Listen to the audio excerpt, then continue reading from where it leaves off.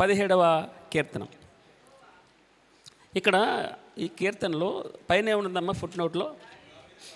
దావీదు ప్రార్థన. దావీదు ప్రార్థన అంటే ఈ కీర్తన అనేది ఏమని చెప్తున్నాడు? దావీదు చేసినటువంటి ప్రార్థన కదమ్మా. మొదటి వచనం చెప్పి నేను చిన్న ప్రార్థన చేసి వాక్యంలోకి క్లుప్తంగా నేను వాక్యాన్ని మన ఆరాధనకి అనుకూలంగా మార్చుకుందాం. యెహోవా న్యాయమును ఆలకించుము, నా మొరను అంగీకరించుము, నా ప్రార్థనకు చెవియొగ్గుము. అది కపటమైన పెదవుల నుండి వచ్చినది కాదు. బాధల్లో చేసినటువంటి ప్రార్థనలు కీర్తన 3 ఏమని ప్రార్థన చేస్తారంటే శత్రువుల నుండి రక్షించాయని ప్రార్థన చేస్తున్నాడు. 4వ కీర్తనలో సాయంకాలం ప్రార్థన అని చెప్పాం. 5వ కీర్తన ఉదయకాల ప్రార్థన. 6వ కీర్తన కృప కొరకు ప్రార్థన చేస్తూ ఉన్నాడు. 13వ కీర్తన యెహోవా ఎంతకాలం నన్ను మర్చిపోతున్నామని బాధల్లో ఉండి ప్రార్థన చేసినట్టుగా మనం చూస్తాం. ఎన్ని ప్రార్థనలు ఉన్నాయో ఇక్కడ? 5 ప్రార్థనలు బాధల్లో ప్రార్థన చేశాడట. 3 ప్రార్థనలు పశ్చాత్తాపంతో కూడి పాపం చేసి పశ్చాత్తాపడుతూ ప్రార్థన చేశాడు. 32వ కీర్తన పాపమును ఒప్పుకుంటూ ప్రార్థన చేశాడు. 38వ కీర్తన బాధల్లో పశ్చాత్తాపంతో చేసిన ప్రార్థన. 51వ కీర్తన హృదయపూర్వకంగా పశ్చాత్తాపడుతూ చేసినటువంటి ప్రార్థనగా మనం చూస్తాం. అలాగే రక్షణ కొరకు కూడా ప్రార్థన చేశాడట భక్తుడు. 17వ కీర్తన న్యాయం కొరకు. ఇప్పుడు మనం చెప్పుకోబోయేది ఏ కీర్తన అన్నది? 17వ కీర్తన న్యాయం కొరకు. 25వ కీర్తన మార్గదర్శకత్వం కొరకు. 27వ కీర్తన ధైర్యం కొరకు. 86వ కీర్తన దయ కొరకు. 102వ కీర్తన కష్టకాలంలో ఉన్నప్పుడు. 143వ కీర్తన సహాయం కొరకు మరి రక్షించాలని ప్రార్థన చేసినట్టుగా చూస్తాం. అలాగే ఇంకొక 3 కీర్తనలు భక్తుడు చెప్తాడు. 30వ కీర్తన విమోచనలో కృతజ్ఞత కొరకు. అలాగే 34వ కీర్తన యెహోవాను స్తుతించాలని కీర్తిస్తూ. 116వ కీర్తన వినిన ప్రార్థనకి నువ్వు విన్నావు ప్రభువా, మా ప్రార్థనలను ఆలకించావని కృతజ్ఞతగా మరి భక్తుడు ప్రార్థనలు ఎన్ని మనం చూస్తాం? బాధల్లో చేసిన ప్రార్థనలు 5, పశ్చాత్తాపం కూడిన ప్రార్థనలు 3, అలాగే 6 ప్రార్థనలు రక్షించమని ప్రార్థన చేస్తున్నాడు. అలాగే 3 ప్రార్థనలు కృతజ్ఞత చెప్తూ కృతజ్ఞత కొరకు థ్యాంక్స్ గివింగ్ ఇస్తూ ప్రార్థన చేస్తూ ఉన్నాడు. మంచిది. 17వ కీర్తనలో మనకి 15 వచనాలు ఉంటాయి. ఈ 15 వచనాలు కూడా ప్రార్థన ఏమని చెప్తున్నాడమ్మా? దావీదు చేసినటువంటి ప్రార్థన అనేది ఏంటంటే ఏమని చెప్తాం? అడగడం, అంతే కదమ్మా. ప్రార్థన అంటే వినయపూర్వకంగా అడగడం. ఇంకొక విధంగా చెప్పాలంటే బ్రతంలాడడం, గోజాడడం. ఇంకొక విధంగా చెప్పాలంటే చిన్నపుచ్చుకుని మంకు పట్టు పట్టారంటారే, మంకు పట్టుదలగా అది సాధించుకునేంతవరకు అడుగుతూ ఉండడం. ప్రభువారు అనేకమైన ప్రార్థనలు మనకు నేర్పించారు. అయితే ఈ వచనం నేను చదువుతూ మనం వెంటనే మనం ఆరాధనలకు వెళ్దాం. మొట్టమొదటి వచనం, యెహోవా న్యాయమును ఆలకించము. ఏమంటున్నాడమ్మ తల్లి? న్యాయమును ఆలకించాలి. న్యాయం అంటే సత్యము, నీతి. నువ్వు ఆలకించు అంటూ మొదలుపెట్టాడు. చివరిగా కూడా నేను చూస్తున్నాను, నేనైతే నీతిని చూస్తున్నానని ముగించాడు ఈ కీర్తన. మనకి వాక్యం ఏం చెప్తుందంటే బుద్ధి కలుగొట్టుకు, యుగాంతముందున మీకు బుద్ధి కలుగొట్టుకు. మనం ఎప్పుడు వాక్యం చదివేటప్పుడు నన్ను నేను సరి చేసుకోవడానికి, నన్ను నేను కరెక్ట్ చేసుకోవడానికి. ఎవరైనా ప్రార్థనలు మనం విన్ని రాస్తారా అండి? దేవునికి చేసినటువంటి ప్రార్థన ఎప్పుడైనా నువ్వు రికార్డ్ చేసుకో. నువ్వు చేసేటటువంటి ప్రార్థన ఎలాగుందో నువ్వు ఎప్పుడైనా సెల్ ఫోన్లో పక్కనే రికార్డు పెట్టుకుని రియాలిటీలోకి వెళ్ళి నీ ప్రార్థన ఇతరులు వినగలరా? నువ్వు భగవంతునితో మాట్లాడుతున్నావు కదా, ఆ ప్రార్థన ఇతరులు వినేటట్టు ఉందా అంటే దాని అర్థం ఏంటంటే మన యథార్థత అక్కడ కనబడుతుంది. ఇతరులు వినలేరు. మనం చేసేటటువంటి తప్పులు భగవంతునితో చెప్తూ ఉంటే అది దాన్ని ఇంకొక విధంగా చెప్పాలంటే మనం తేలిపోతాం, మన బ్రతుకు తేలిపోతుంది. అందుకే ఇక్కడ భక్తుడు ఏం చెప్తున్నాడంటే 17వ కీర్తనలో, యెహోవా న్యాయమును ఆలకించుము. నేను న్యాయంగా ఉన్నానయ్యా, నేను మంచిగా బ్రతుకుతున్నాను నీ దగ్గర. నువ్వు ఏలెత్తి చూపిస్తే నా దగ్గర ఏ దుష్టత్వం కనబట్టలేదు. అందుకే దావీదుని ఏమన్నాడంటే హృదయానుసారుడు అన్నాడు. పరిశుద్ధ బైబిల్ గ్రంథంలో వ్రాయబడి ఉంది. మంచి చెడు వ్రాశాడు. పరిశుద్ధ బైబిల్ గ్రంథంలో ఒక మాట చెప్తాడు, బెత్షెబా విషయంలో తప్ప దావీదు ఎక్కడా పాపం చేయలేదని వ్రాయబడింది. ఖండితంగా ఉంటుంది ఇక్కడ. అందుకే నేను యథార్థంగా కనబడుతున్నాడని ధైర్యంగా భగవంతుని దగ్గర సాక్ష్యం చెప్తున్నాడు. యెహోవా న్యాయమును ఆలకించుము, నా మొరను అంగీకరించాలి. నువ్వు ఒకటి ప్రార్థనకు చెవి యొగ్గాలి. అది ఒకటి, నువ్వు ఆలకించాలి, నా మొర అంగీకరించాలి, నా ప్రార్థనకు నువ్వు చెవి యొగ్గాలి. నేను మాట్లాడుతున్నప్పుడు ప్రభా నువ్వు వినాలి సుమా, నువ్వు ఆన్సర్ చేయాలి సుమా, నువ్వు నన్ను మర్చిపోకూడదు అంటున్నాడు. తర్వాత అది కపటమైన పెదవుల నుండి వచ్చినది. నేను కపటంగా ప్రార్థన చేయట్లేదు. నేను ప్రార్థన చేసినప్పుడు మనుషులు మెచ్చుకోవాలని, గంభీరంగా ఏదో ఉచ్చరించాలని నోటుకొచ్చింది నేను లోపల వల్లు వేయట్లేదు. యథార్థంగా స్పష్టంగా నా ఉన్నది నేను అందుకే చెప్తున్నాను. కపటం లేకుండా ప్రభు దగ్గర నువ్వు ఒంటరిగా ఉంటావు, కూర్చుంటావు, ఉన్న ఫలంగా ఉన్నది ఉన్నట్టు భగవంతునితో చెప్పుకోవాలి. దాపరకం ఏమి ఉంచుకోకూడదు. ఆయనది మనకు కుల్లా ఉండాలి. ఇంకొక విధంగా చెప్పాలంటే మనకి వేరే రెండో జీవితం మనకు ఉండకూడదు. ఉన్న జీవితం ఆ సత్యం భగవంతుని దగ్గర పడేయాలి. నాది ఇది ప్రభా, నా పరిస్థితి ఇది అని మీరు ఎప్పుడైనా డాక్టర్ దగ్గరికి వెళ్తే దాచుకుంటే రోగం బాగవదమ్మా, అవసరత తీరదు. ఏమయ్యా మొహమాట పడుతున్నావు, మొహమాట పడితే అవదు, మొహమాట పడకూడదు, సిగ్గు విడిచి అన్నాడు. సిగ్గు విడిచి ఆ న్యాయాధిపతి దగ్గరికి, ఆ న్యాయాధిపతి అట అన్యాయస్తుడైనటువంటి న్యాయాధిపతి అని వ్రాయబడింది. ప్రభువారు చెప్తున్నాడు ఒక ఉపమానం. అన్యాయస్తుడైన న్యాయాధిపతి ఇదిగో మాటికి వెళ్ళి గోజాడుతూ ఉంది. మనుషులను లక్ష్య పెట్టకయు దేవుని మాట వినని ఒక క్రూరుడు. ఇంకొక విధంగా చెప్పాలంటే ఆ అన్యాయస్తుడైన న్యాయాధిపతి అని వ్రాయబడింది. మాటికి గోజాడుతుంది తల్లిగారు, మాటికి గోజాడుతుంది. అన్యాయస్తుడైనటువంటి న్యాయాధిపతి మాటికి వెళ్ళి అడుగుతుంది. అంటే ప్రార్థనలో ఉన్న గొప్పతనం అండి, అది ఆన్సర్ దొరుకుతుంది. ఇక్కడ ఏమని భక్తులు ప్రార్థన చేస్తున్నాడంటే, నువ్వు నా న్యాయమును ఆలకించాలయ్యా, నా మొర అంగీకరించు, నా ప్రార్థనకు చెవి యొగ్గుము, అది కపటమైన పెదవుల నుండి వచ్చినది కాదు. మనం ప్రార్థన చేయాలి. ప్రభువా యథార్థంగా ప్రార్థన చేసేటట్టు నాకు ప్రార్థన నేర్పించాలి. ఏమని ప్రార్థన ప్రార్థన వినేడి పావనుడా, ప్రార్థన మాకు నేర్పుమయా. ఏమని ప్రార్థన చేయాలి మనం? ప్రభువా యథార్థంగా ప్రార్థన చేయాలి తండ్రి. నా నోట నుండి వచ్చేటటువంటివి కపటమైన పెదవుల నుండి రాకూడదు తండ్రి. తర్వాత నీ సన్నిధి నుండి నాకు తీర్పు వచ్చునుగాక. ఒకవేళ నేనేమైనా తప్పు చేస్తే ప్రభా, తప్పుగా నేను అడుగుతుంటే నీ సన్నిధి నుండి నాకు తీర్పు వచ్చునుగాక. ధైర్యంగా చెప్తున్నాడండి. తర్వాత ఇంకేమన్నాడు? నీ కనుదృష్టి న్యాయముగా చూచును ప్రభా. నీ కనుదృష్టి అందరినీ సమానంగా చూస్తుంది. నీకు పక్షపాతం లేదయ్యా, నీకు పక్షపాతం లేదు, అందరిని ఒకేలా చూస్తున్నావు తండ్రి.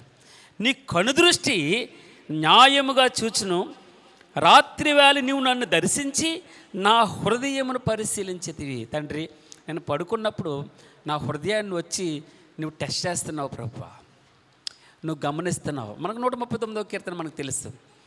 నిలుచుండుట, కూర్చుండుట, నడవడం, పరిగెత్తడం, లేవడం, నువ్వన్నీ తెలుసు ప్రభువా. నీకు నా జీవితం నీకు తెలుసు. నాకు బాగా ఇష్టమైన మాట 17వ అధ్యాయంలో మనం చెప్తాం. నువ్వు ఎవనికిని అపోస్తల కార్యంలో నువ్వు ఎవనికిని దూరముగా ఉండేవాడు కాదు ప్రభు, నువ్వు దగ్గరగా ఉంటావు తండ్రి, పక్కనే ఉంటావు, మమ్మల్ని గమనిస్తూ ఉంటావు. మా ప్రాకారంలో మా కథలను నీ కనుసన్నల్లో, నీ అరచేతుల్లో కదులుతున్నాం, నీలో బ్రతుకుతున్నాం. ఎక్కడికి వెళ్ళగలం ప్రభా, ఎక్కడికి తప్పించుకోగలం? నేను రాత్రివేళ పడుకున్నప్పుడు నా హృదయాన్ని నన్ను దర్శించావు, నా దగ్గరకు వచ్చావు, నన్ను చూసావు. నా హృదయంలో ఏముందో నువ్వు మనుషులకి కనబడవండి. నీ భర్తకు తెలియదు నీ గురించి, నీ భార్యకి తెలియదు, కానీ ప్రభు చెప్తున్నాడు కదా, రాత్రి నువ్వు నన్ను దర్శించావయ్యా. ఏం చెప్తున్నాడమ్మా? నువ్వు నన్ను దర్శించితివి, నా హృదయమును పరిశీలించితివి, నన్ను పరిశోధించితివి, నీకు ఏ దురాలోచనయు కానరాలేదు. రాత్రి నా ఆలోచనలు యథార్థంగా ఉన్నాయి ప్రభా, పరిశుద్ధంగా ఉన్నాయి. నువ్వు నన్ను పరిశీలన చేసేటప్పుడు నాకు ఏ దురాలోచన కనబడలేదు తండ్రి. తర్వాత నోటి మాట చేత నేను అతిక్రమింపను.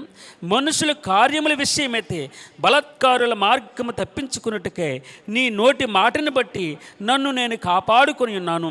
నీ మార్గముల యందు నా నడకలను చూడండి, నోటి మాట నేను జారను ప్రభా, నా నోరు జారణం. ఎంతవరకు మాట్లాడాలో అంతవరకే మాట్లాడతాను. కొన్నిసార్లు విస్తారమైన మాటల్లో దోషం ఉండక మానదు అన్నాడు. మనం దోషం చేస్తాం, పాపం చేస్తాం. ఎప్పుడో తెలుసండి, విస్తారంగా మనం మాట్లాడినప్పుడు. భగవంతుడు చెప్తున్నాడు కదా, ప్రభు ఏం చెప్తున్నాడు? విస్తారమైన మాటల్లో దోషం ఉండక మానదు. కనుక నీ మాటలు కొంచెంగా ఉండాలి, విస్తారంగా మాట్లాడద్దు. కామ్గా నీ పని నువ్వు చేసుకుంటూ వెళ్ళు. కదిలించి నువ్వు వారిని డిస్టర్బ్ చేయవలసిన అవసరం లేదు. తప్పక నీకు ఒక అద్భుతమైన అవకాశాన్ని దేవుడు నీకు అనుగ్రహిస్తాడు. జస్ట్ వెయిట్, ఆగాలి కొద్దిసేపు. మనం నోరు ఎంత, చాలామందిని ఏమంటారంటే ఏమంటారండి వసపెట్టలా మాట్లాడకూడదు, నువ్వేం మాట్లాడద్దు. వాడు చెప్పేది కూడా వినాలి. వినుట. మాట్లాడేవాడు గొప్పవాడు కాదు, వినేవాడు గొప్పవాడు. నేను గొప్పవాడు కాదు, ఇక్కడ మీరే గొప్పవారు. వినువాడు గొప్పవాడండి. ఆ మాట, ఏ మాట రావాలట నోట నుండి? వినుట వలన విశ్వాసము కలుగును. వినుట క్రీస్తు మాట వలన, అది విశ్వాసం మనకి రగిలిస్తుందండి. మనకి ప్రభువుతో దగ్గర సంబంధాన్ని మనకి ఇచ్చేది. అందుకే నా నోటి మాట నేను కాచుకుంటానయ్యా, నేను పాపం చేయను అంటూ ఉన్నాడు. తర్వాత బలాత్కారుల మార్గము తప్పించుకున్నట్టుకే నీ నోటి మాటని బట్టి నన్ను నేను కాపాడుకు. నువ్వు చెప్తూ ఉన్నావు కదా ప్రభా వాక్యం, ఆ వాక్యాన్ని బట్టి నన్ను నేను స్థిరపరుచుకుంటూ ఉన్నాను, నన్ను నేను కాపాడుకుంటూ ఉన్నాను. దుష్టుని నుండి కాపాడుకుంటూ వస్తున్నాను. ఎక్కడి నుంచి అమ్మా? దుష్టుని నుండి తప్పించుకుంటున్నాను, ఉరుల నుండి తప్పించుకుంటున్నాను, గేలం నుంచి తప్పించుకుంటున్నాను, వలల నుంచి తప్పించుకుంటున్నానయ్యా. తర్వాత నాకు కాలు జారలేదు, నేను స్థిరపరిచుకున్నాను. నేను వాక్యమును, అందుకే ఏం చెప్తాడంటే, బండ మీద ఉన్నాను నేను, ఈ నా మాట చెప్పున విని వాటి చెప్పును చేస్తూ ఉన్నాను. కనుక నేను బండ మీద నిలబడి ఉన్నాను, నా కాలు జారదు, స్థిరంగా ఉన్నాను, నేనేమో స్టాండర్డ్గా ఉన్నాను. నేను పడిపోను, జారను, నేను పాపం చేయను, పరిశుద్ధంగా ఉంటాను. నా నోటి నేను కట్టుకుంటూ ఉంటాను. మీరు ఉరిండి, సాతాను ఏం చేస్తుంది? గేలం వేస్తుందట, తర్వాత వలేస్తుందట, తర్వాత ఉరిలేస్తుంది. అన్నిటి నుంచి తప్పించుకుంటూ వస్తున్నాను. నా కాలు జారలేదు, బండ మీద నిలబడి క్రీస్తునే బండ మీద నన్ను నేను నిలుపుకున్నాను భక్తుడు చెప్తున్నాడు. తర్వాత నేను నీకు మొరపెట్టుకొని ఉన్నాను, దేవా నీవు నాకు ఉత్తరం ఇచ్చేది. నాకు చెవి ఎగ్గిన మాట ఆలకించము. నీ శరణుజొచ్చిన వారి మీదకి లేచిన వారి చేతిలో నుండి నీ కుడి చేత నాకు తెలుసు ప్రభా, నువ్వు నన్ను రక్షిస్తావు. అందుకే నీతిమంతుడు పడిపోయినా కూడా, అందుకే నేను పడిపోయినా కూడా నన్ను నిలబెడతావు. వాక్యం మీకు రెఫరెన్స్ ఉంటే చెప్పండి. నా కాళ్ళు జారదు అన్నాడు, ఒకవేళ జారినా కూడా లేవలేక ఉండలేను అన్నాడు. ఆ రెఫరెన్స్ ఎవరికైనా ఉంటే చెప్పండి. నేను పడిపోయినా కూడా లేవలేక ఉండలేను అంటూ ఉన్నాడు. నేను జారును, నేను పాపం చేయను, పడినా కూడా మురికి గుంటలో నుంచి బయటకు వస్తాను. పందిని కాదు నేను, కడగబడిన పంది మరదల బురదలో దొర్లినట్టు పందిని కాదు నేను గొర్రెపిల్ల పైకి వచ్చినప్పుడు బురదలో దొర్లింది, పడింది, అది పైకి వచ్చి దులుపుకుంటుందండి, దులిపేసుకుంటుంది. ఈ పరిశుద్ధ ఆదివారం ఈ రోజున మనం ఆరాధన చేయడానికి వెళ్తున్నాం. చక్కని మాట ప్రభువారు మనకి ఇస్తూ ఉన్నాడు. నీ శరణుజొచ్చిన వారి మీదకి లేచి వారి చేతిలో నుండి నీ కుడి చేత రక్షించువాడా. నీ కుడి చేత రక్షిస్తావు ప్రభా, బలమైనటువంటి బాహు చేత మమ్మల్ని రక్షిస్తావు, బాధల నుంచి విడిపిస్తావు. ఇప్పుడు నీకు దగ్గరగా ఉన్నప్పుడు, పిలిస్తే పలుకుతూ ఉన్నవే, అంత సమీపంగా ప్రార్థించేవారు మరట సమీపంగా ఉంటాడట ప్రభు. ప్రార్థన చేసేవారు దగ్గరే ఉంటాడట. ఎక్కడ 2-3 కూర్చుంటారో యేసు నామంలో అక్కడ ప్రభువారు మనతో కలిసి కూర్చుంటాడటండి. దేవుడు మనతో ఉండడం, ప్రభు మనతో ఉండడం చాలా సంతోషం అండి. కట్టడాన్ని చూడొద్దమ్మా, మన హృదయంలో ఉన్న భగవంతుని చూడండి. ఆయన దేవాలయం కంటే గొప్పవాడు, మన విశ్వాసం కంటే గొప్పవాడు, ఆయన అన్నిటికంటే గొప్పవాడు. ఆయన లోకమును జయించినాడు. నాలో ఉన్నవాడు అన్నిటికంటే గొప్పవాడండి. నేను అదే మరలా చెప్తున్నాను, అమ్మ నాలో ఉన్నవాడు గొప్పవాడు. వాక్యం గొప్పది. మనుషులను చూసారా మీరు? ఇక్కడే ఉంటాం మన విశ్వాసం కుంచుకుపోతుంది, సంకుచితంగా ఉంటాం మనం. నేరో మైండెడ్గా ఆలోచించి బ్రాడ్గా ఆలోచించాలి. నాకు ఊహకి అందనటువంటివి దేవుడు ఎన్నో అనుగ్రహించాడండి. నాకు మీరు నమ్మరు, ఎంత డ్రాస్టికల్ చిన్న జీవితంలో, చిన్న చిన్న ఉద్యోగాల్లో, చిన్న చిన్న పరిస్థితుల్లో భగవంతుడు ఊహించిన వాటికంటే ఆయన అడుగు వాటంటికి అత్యధికంగా అనుగ్రహించగల దేవుడు అండి మన దేవుడు. మనల్ని చూడొద్దు, నిలబడినటువంటి వ్యక్తిని చూడొద్దు, ప్రభువుని చూడండి. తప్పగా మీ ఆశలన్నీ నెరవేర్చబడతాయి. ప్రార్థన ఆలకించేటటువంటి దేవుడు, ప్రార్థనలు ఆలకించేవాడు. ఆయన అన్ని పరిస్థితులు చక్కబెట్టేటటువంటి కొంచెం కాలం మీరు శ్రమపడిన పిమ్మట ఆయన మిమ్మల్ని స్థిరపరుస్తాడు, బలపరుస్తాడు, పూర్ణులనుగా చేస్తాడు. ఆయనలా మారుస్తాడు. దేవునికి మహిమ కలుగును కాక. తర్వాత అంటాడు ఇక్కడ, ఒకడు తన కనుపాపను కాపాడుకొనుచున్నట్లు నన్ను కాపాడు. ఎంత మంచి ప్రార్థన అండి. ఒకడు తన కనుపాపను కాపాడినట్లు ప్రభువా నన్ను కాపాడు తండ్రి. మన ప్రార్థన ఇలాగుంటుందమ్మా. మన కుటుంబాలన్నిటి ప్రభువా నేను ప్రార్థన సంఘం అంతా క్షేమంగా ఉండాలి ప్రభా. ప్రతి సంఘ కుటుంబంలో క్షేమం అనుగ్రహించు, నెమ్మదిని అనుగ్రహించు ప్రభా. ధైర్యం తండ్రి, నీ మీద విశ్వాసం విడవకూడదు ప్రభా. అన్ని కుటుంబాలు కుటుంబ ప్రార్థనలు జరిగించే కుటుంబాలుగా ఉండాలి ప్రభా. ప్రతి కుటుంబంలో ప్రతి ఒక్కరు పాటలు పాడగలగాలి, ప్రతి ఒక్కరు ఆరాధన చేయగలిగారు, అందరూ మరి ప్రార్థన చేయగలిగారు. ప్రార్థనలో పట్టుదల కలిగి చాలండి. మీరు ఇంట్లో ఒక్క ప్రార్థనా పరుడు ఉంటే చాలండి, మీ ఇల్లంతా దేదీప్యమానంగా ఉంటుంది. అనేకలకి వెలుగుగా మీరు నిలవబడతారు. మనుషులు మీ సత్క్రియలను చూచి పరలోకమందున మీ తండ్రిని మహిమపరిచినట్లు వారి ఎదుట మీ వెలుగు ఎవరో కాదండి, మీ ద్వారా దేవుడు ఆశీర్వాదాలు చేయించడానికి నీ పక్కనే ఉంటాడండి. ఎవరినో కది నిలబెట్టుకునేది నిన్ను నిలబెట్టుకుంటాను. ఒకడు తన కనుపాపను ఏ విధంగా కాపాడుకుంటున్నాడో, తను కన్నును ఏ విధంగా కనుపాప కాపాడుతూ ఉంటుందో ఆ విధంగా నన్ను కాపాడు ప్రభా. ప్రభు చెప్తాడు, ఆయన అన్నాడు కదా, నా బిడ్డలను ముట్టుకుంటే నా కనుగ్రుడ్డును ముట్టుకున్నట్టు అన్నాడు. 32వ అధ్యాయంలో చెప్తాడు, కనుపాప వలె కాపాడుతున్నాను అన్నాడు. ద్వితీయోపదేశ కాండంలో చెప్తాడు. 5వ అధ్యాయంలో యెషయా గ్రంథంలో ఏం చెప్తాడు, ఒకరిని తల్లివానిని ఆదరించినట్లు, ఒకరిని తల్లివానిని కాపాడినట్లు.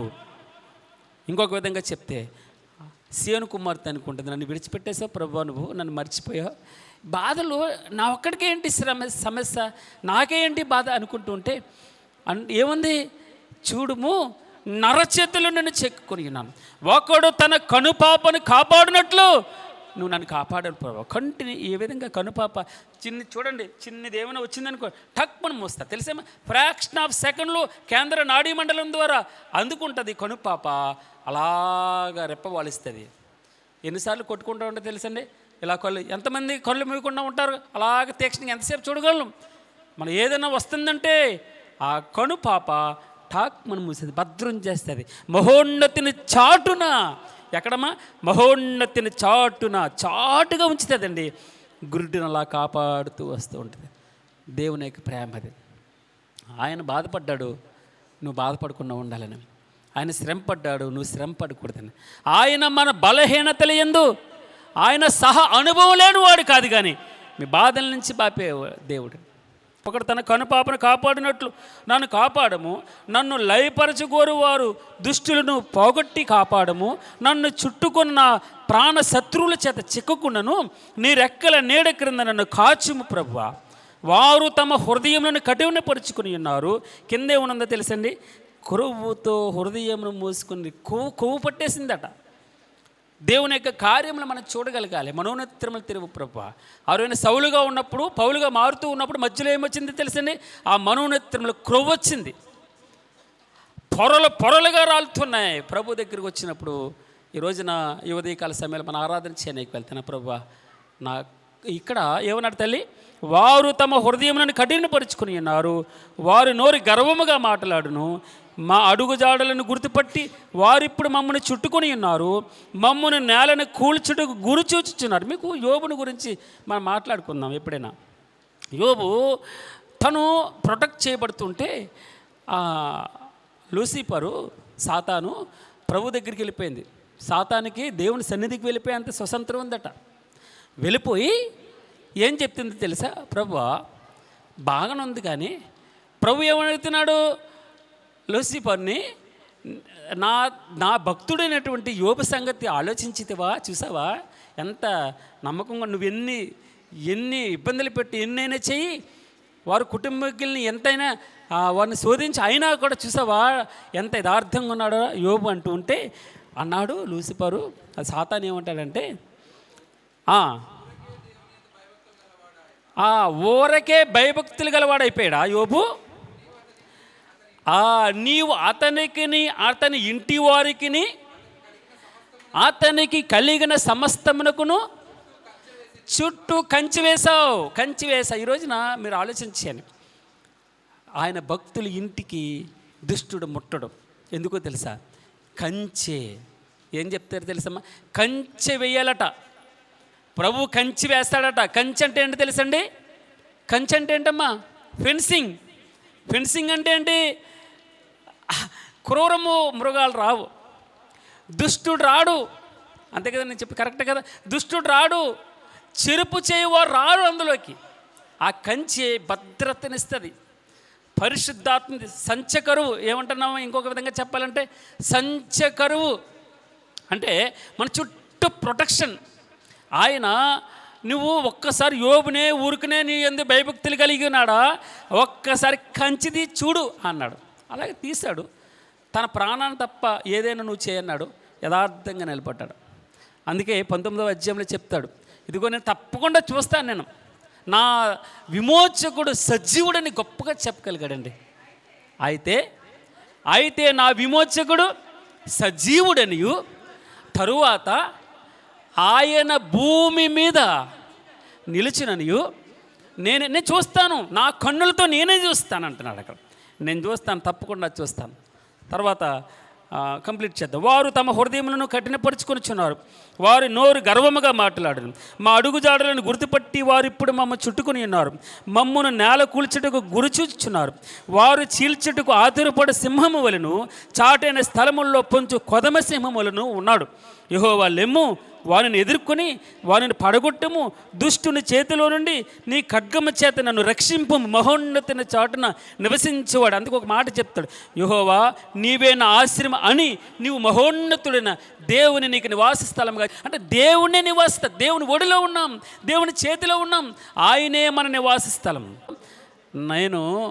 నేను నా తండ్రి వ్యవసాయకుడు, నేను ద్రాక్షవల్లిని, నిజమైన ద్రాక్షవల్లిని, మీరు తీగులు. నాలో ఉండాలి, మీరు నాకు వేరుగా ఉండి మీరేం చేయలేరు. నాలో మీరుండాలి, మీలో నేను ఉండాలి, కలిసి ఉండాలి. అప్పుడు మీరు ఫలిస్తారు. దీని వలన నా శిష్యులు అనబడతారు, తర్వాత నా పిల్లలు అనబడతారు, నా కుమారులు అనబడతారు.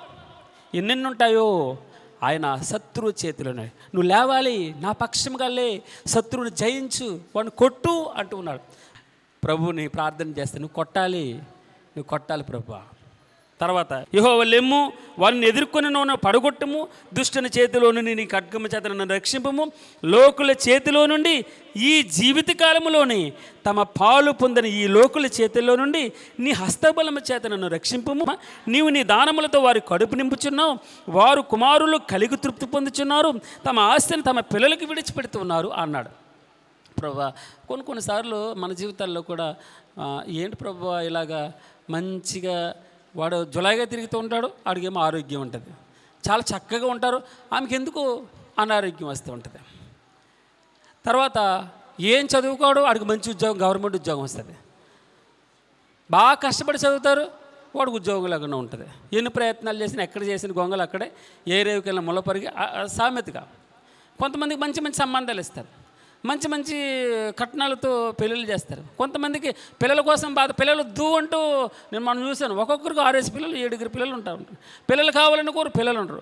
పెంచలో ఉన్నవారికి పిల్లలు ఇస్తారు, పెంచేటటువంటి వారికి ఇష్టంగా ఉన్నటువంటి పిల్లలు ఉన్నవాడు. ఏంటి ప్రభువా ఇదంటే, ఒక మాట నాకు బాగా ఇష్టం, అభ్యాసం చేయాలి. ఈరోజు నాకు కొంచెం కష్టంగా ఉండొచ్చు. ఆయన అన్నాడు 11:28 కదమ్మా, మత్తయి సువార్త 11:28, ప్రయాసపడి భారం మోసుకుంటున్న సమస్త జనులారా నా ఎద్దుకు రండి, నేను మీకు విశ్రాంతినిస్తాను. మీరు నా కాడెత్తుకోవాలి, నేను సాత్వికుడును, దేన మనసు గలవాడును కనుక మీరు నా కాడెత్తుకోండి, నా దగ్గర నేర్చుకోండి అంటున్నాడు. నా కాడి ఏమన్నాడు? నా కాడి సులువుగా ఉంటుంది, బరువుగా ఉండదు. అంటే మనకు కొన్నిసార్లు చాలా కష్టమవుతుందండి ఈ అభ్యాసం చేసేటప్పుడు, కొంచెం చిరాకు అనిపిస్తూ ఉంటుంది. ట్రైనింగ్ ఇది, ఈ ప్రభువులా మారడం, రాత్రి మన మాట క్రీస్తు వలె ఉండడం, క్రీస్తులా మాట్లాడడం, క్రీస్తు నేర్చుకోవడం చాలా కష్టమైన పని అండి. అయినా అభ్యాసం చేత అచ్చం ప్రభువులా మారతామట. తర్వాత చివరికి ఒక మాట మనకి చూపిస్తున్నాడు. ఏం చెప్తున్నాడమ్మ అక్కడ? నేనైతే చెప్పండమ్మా, నేనైతే నీతి గలవాడినే. చాలా సంగతులు చెప్తూ వచ్చాడు. చివరికి ఒకే ఒక మాటతో ముగిస్తాడు. ఎంత అద్భుతంగా ఉంటుంది మాట.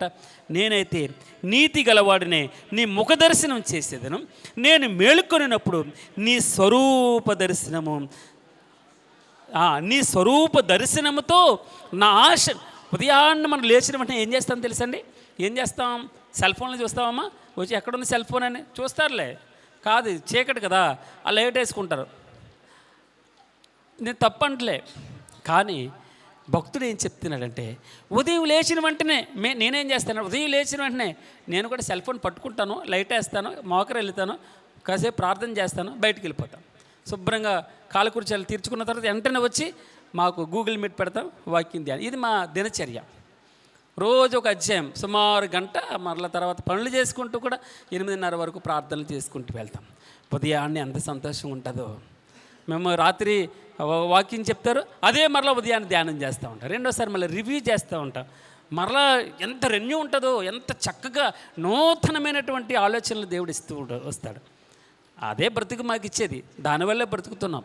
అదే నిరీక్షణ మనకి ఇచ్చేది. తర్వాత ఇక్కడ ఏం చెప్తాడంటే, నేనైతే నీతి గలవాడనే, నీ ముఖ దర్శనం చేస్తానయ్యా, నీ ముఖ దర్శనం చేస్తాను. నీతితో ప్రార్థన మొదలుపెట్టాడు.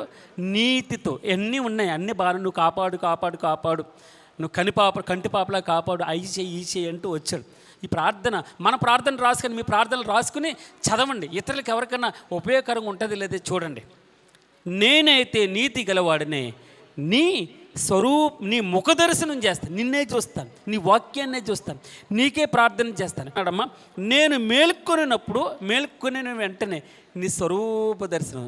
చాలా మట్టుకి ఏం చెప్తారంటే, నాకు ఈరోజు మా కూతురుని చూస్తే, ఈరోజు మా కూతురుని చూడలేదు, అందుకు కీడు కలిగింది అంటారు. చూసిన వెంటనే భార్యను చూడాలి, చూసిన వెంటనే కొడుకు సెంటిమెంట్ పెట్టుకుంటాడు. కాదు, ఇక్కడ సెంటిమెంట్ చెప్తున్నాడు దేవుడు. ఏం చెప్తున్నాడు? ఆయన్ని చూడాలి, ఆయన ముఖ దర్శనం చెయ్యాలి, ఆయన స్వరూప దర్శనంతో. ఎవరినమ్మా ఏమన్నాడు చూడండి, చదవండి, మీ నోటితో చదవండి. నేనైతే నీతి గలవాడినే, నీ ముఖ దర్శనం చేసేదినం, నేను మేలుకొనినప్పుడు నీ స్వరూప దర్శనంతో నా ఆశను తీర్చుకుందాం. కీర్తన 52:8 అంటాడు, నేనైతే దేవుని మందిరములో పచ్చని ఒలీవ చెట్టు వలె ఉంటాను, నిత్యము దేవుని కృపయందు నమ్మికించి ఉంటాను, నీ వైపే చూస్తాను ప్రభా. సామెతలు 8:34 చెప్తాడు, అనుదినము నా గడప యొద్ద కనిపెట్టుకుని, నా ద్వారబంధి మీద కాచుకుని, నా ఉపదేశం వినేవాడు ధన్యుడు. ఆయన దగ్గర నేర్చుకోవాలండి, ఆయన దగ్గర కాడెత్తుకోవాలి, రోజు మీ సిలువనెత్తుకోవాలి, నలగొట్టుకోవాలి ప్రార్థనతో. అందుకే చెప్తున్నాను, మనం అప్పుడే చక్కని ఆరాధన చేయగలం. ఆరాధన అంటే దీర్ఘంగా ఆరాధన చేయక్కర్లేదండి. థ్యాంక్ యూ లార్డ్, యేసు నామములో తండ్రి నీకు ఈ ఆరాధన సమర్పిస్తున్నాను తండ్రి అని చెప్పాలి. వారిని కాపాడు ప్రభా, ఈయన కాపాడని ఏమొద్దు, అన్నీ కాపాడాడు. కృతజ్ఞతగా ఈరోజు మీరు ఆరాధన చేయడానికి వెళ్తున్నారు. ఏమని ఆరాధన చేయాలి తెలుసమ్మా? తండ్రి నీవిచ్చిన రక్షణని బట్టి, నీ కుమారుని బట్టి, నీ కుమారుని యొక్క ప్రాణాన్ని బట్టి, నీ కుమారుని యొక్క శరీరాన్ని బట్టి, నీ కుమారుని యొక్క రక్తాన్ని బట్టి తండ్రి, అసలు నాకు నీ కృపచేత నన్ను రక్షించావు చాలు ప్రభువా. మనస్ఫూర్తిగా నీ కృతజ్ఞత స్తుతులు చెల్లిస్తున్నాను. యేసు నామములో ఈ చిన్ని ఆరాధన తండ్రికి సమర్పిస్తున్నాను తండ్రి అని ఆరాధన చేయండి. ఏం ఆరాధన చేయాలమ్మా? ఈ ప్రార్థన అన్న మాట రావద్దు. ఈరోజు స్తుతి ఆయనకి, ఈ ఆరాధన తండ్రికే చెల్లాలి యేసు నామములో.